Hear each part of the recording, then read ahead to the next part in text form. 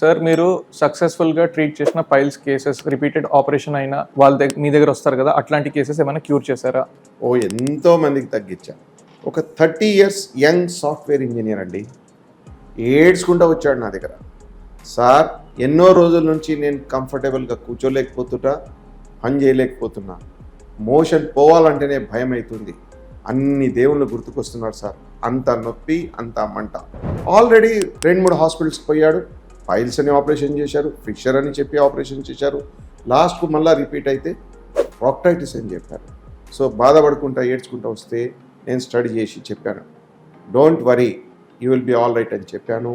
And within 15 days pain, burning, discomfort 90% తగ్గిపోయింది.